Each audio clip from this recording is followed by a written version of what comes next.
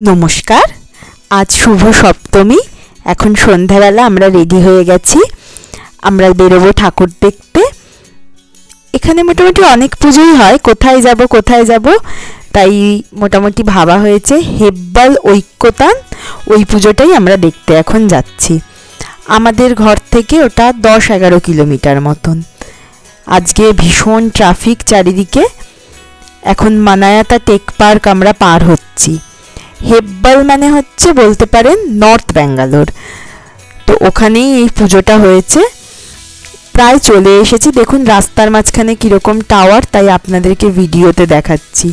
কেন এরকম রাস্তার মাঝখানে রয়েছে বুঝতে পারছি না। দু সাইড দিয়ে বাইক যাচ্ছে, আলো দেখা যাচ্ছে, তার মানে পুজোর কাছেই চলে এসেছি। ওই যে দূরে প্যান্ডেল, বাঁ দিকটাতে পার্কিং হচ্ছে বাইকের, আর ডান দিকটাতে হচ্ছে গাড়ির।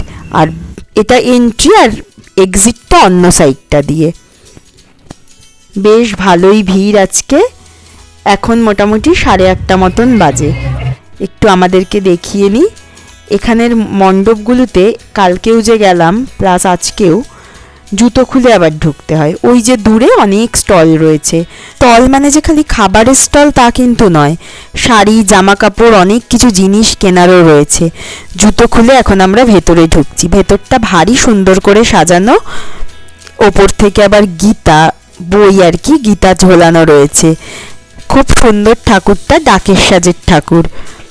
সবাই ছবি তুলতে ব্যস্ত, আমরাও একটু ছবি তুলে নিই। এরপর আমরা ওদিকটাতে খেতে যাব। এই দিকটা দিয়ে ফুড কোর্টে যেতে হচ্ছে, এই পাশ দিয়ে ফুড কোর্টটা রয়েছে। চলুন যাই।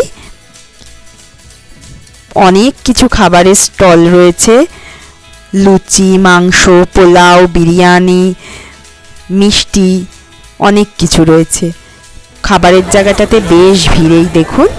তবে এখানে বসে খাওয়ার কোনো ব্যবস্থা নেই, এটা খুব অসুবিধে। ছোলার ডাল, আলুর দম, অনেক কিছু, মাটন কাটলেট, ফিশ ফ্রাই, অনেক কিছু আবার রেডি করে রাখা রয়েছে। আপনি বললে তখন ভেজে দেবে। এই যে বসার ব্যবস্থা নেই বলে বাচ্চা নিয়ে একটু অসুবিধা। এই যে আমরা নিয়ে নিয়েছি মোমো, পনির টিক্কা আর লুচি, আলুর দম। পেছনে একটা জায়গা বসার রয়েছে, ওটা আমরাই খুঁজে বার করেছি গাছপালা জঙ্গলের মধ্যে। ওখানে বসেই খেয়ে নিয়েছি। আর এই আলুর ফ্রাইটাও নেওয়া হয়েছে। সামনে প্রোগ্রাম হচ্ছে ধামসামাদল ব্যান্ড, তারেরই প্রোগ্রাম।